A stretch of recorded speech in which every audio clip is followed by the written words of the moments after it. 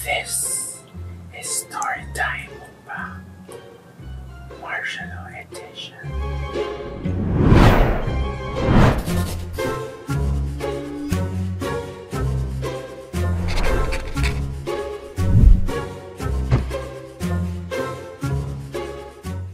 Ang tamis, ang cheesy, malaman, parang marshalo? Mula 19th century hanggang 1970s, ang negrenseng hasyendero, asensado. Patok na patok kasi ang asukal ng Pinas sa global market, lalo na sa Europa at Estados Unidos. May maganda ring naidulot ang pananakop sa atin ng Amerika dahil sa Loren-Langley Agreement na nagbigay sa atin ng free access sa US market. This made Negros the #1 producer of sugar in our country. Thanks to Negros, #1 exporter tayo sa Asia at #3 naman sa buong mundo. Dahil dito, naging makapangyarihan ang mga hasyenderos both in business and politics. Nagkalat din ang mga naglalakihang bahay na bato in Negros. Sinubukan pa nga nilang i-book ang The Beatles for a Bacolod concert date.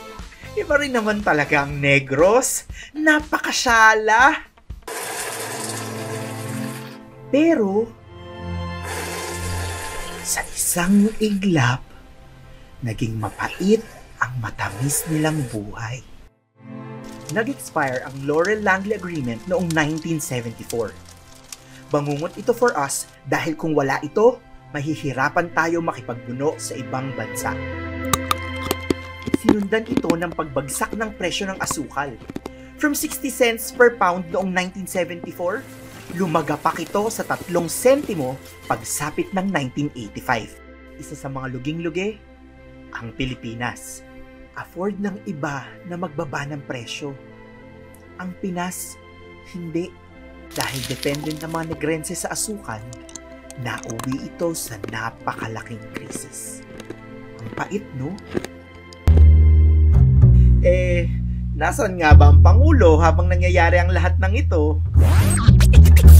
1974, noong ipinagkatiwala ni Marcos Sr. sa very loyal but not very mindful na kaibigan niya na si Roberto Benedicto ang Philippine Sugar Commission. Sinundan ito ng National Sugar Trading Corporation noong 1977.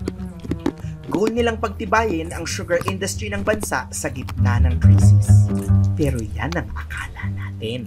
Dahil habang gumuguho na parang kastilyong buhangin ang sugar industry ng bansa, Marcos Sr. and Benedicto were allegedly engaging in some shady business. Ito na nga ang kwento. Binibili raw ni Benedicto sa murang halaga yung asukal, tapos tsaka niya ibebenta sa foreign buyers ng mas mahalang presyo. Ito pa, pinagtatago raw ni Benedicto ang mga supply ng asukal sa mga swimming pools, eskwelahan, pati na rin sa simbahan. Alam mo, akala niya kasi tataas pa lalo ang presyo ng asukal. Dami talagang namamatay sa maling akala, no? At literal, when Nasutra closed down, 487 million pesos ang utang nila sa mga sugar workers. Tinatayang 1.5 bilyong dolyar naman ang nahuthot nila Marcos mula 1975 hanggang 1984. Di na nga nabayaran, nabaon pa sa patong-patong na utang ang mga maliliit na hasyendero ng Negros. Libo-libo ang nawala ng trabaho. Marami ang umalis sa Negros para mamasukan sa Maynila. Some hasyenderos even had to sell their lands. Higit sa lahat, marami ang nagutom at marami ang namatay sa gutom. Nadadaan kasi tayo sa matatamis na salita eh. But in reality, ay nako, ang cheesy pala. Sobrang cheesy! And speaking of cheesy ito ang isa pang kwento na maaaring dinanas ng lolo at lola nyo. Alam nyo ba, isang malaking problema noong paman ang gutom. Lalo na nung martial law. Nakakalula ang presyo ng bilihin tapos ang sahod ng manggagawang Pilipino napakababa. Pero concerned ko no ang administrasyon sa kapakanan ng mga Pilipino. So, the then president launched the Kadiwa program under the National Food Authority. At ang ginawang head, si Imelda Marcos. Smooth sailing to nung una. Nagkalat ang mobile and retail stores sa mga probinsya. Pasok na sa budget ng mga Pilipino ang presyo ng bilihin. Pero syempre, kalaunan, ayan, pumalpak din. Pagsapit ng 1983, lumobo na ng tuluyan ang utang ng bansa dahil sa kabi-kabilang debt-driven infrastructure ni Marcos Sr. Dahil baon sa utang, ang value ng piso kontra dolyar, lumagapak.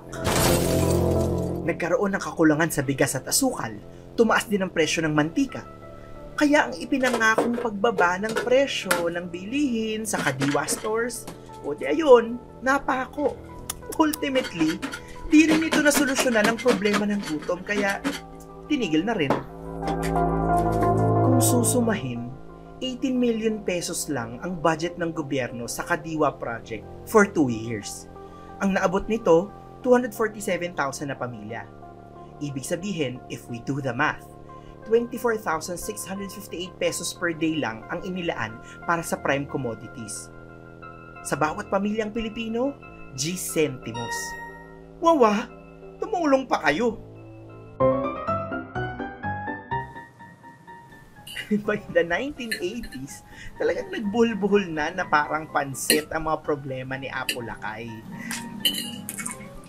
Habang kumakalamang sikmura ng sambayan ng Pilipino, a nuclear power plant in Bataan was in the making para raw tugunan ng global oil crisis. At that time, it was considered the hallmark of a modern nation. Paano? Ito kasi ang pinakamalaki at pinakamahal na construction project ever made in Philippine history. $1.2 billion ang initial costing nito. Loh, tipid na tipid sa Kadiwa pero rito give na give? Why naman ganun, Apo Lakay? Pero dahil hindi naman tayo talaga tunay na yayamanin, kinailangan na naman nating mangutang ng pambayad para sa power plant na yan. It was the largest loan package Export-Import Bank in Washington, D.C. had ever approved. But wait, here's the plot twist. Ang na-approve para mag-design ng Bataan Nuclear Power Plant ay ang Westinghouse Electric kahit na magulo at malabo ang costing. Aba, pagkatapos ng proyekto, naningil bigla ng $2.3 billion ang Westinghouse. Ayon sa New York Times noong 1986, halos $80 million doon napunta sa bulsa ni Apo Lakay. Palain mo, bilyon ang nagastos. Pero ilang dekada at bilyones ang nakalipas, the power plant was still not operational due to health and safety issues. Hindi rin sapat ang enerhiyang kayang i-produce nito. Naging matamis daw ang buhay noong martial law. Pero ang pait na dala nito, nananatili sa panlasa para tayong mga keso na pinola, dalang-dala. Pero ang laman, hangin lang.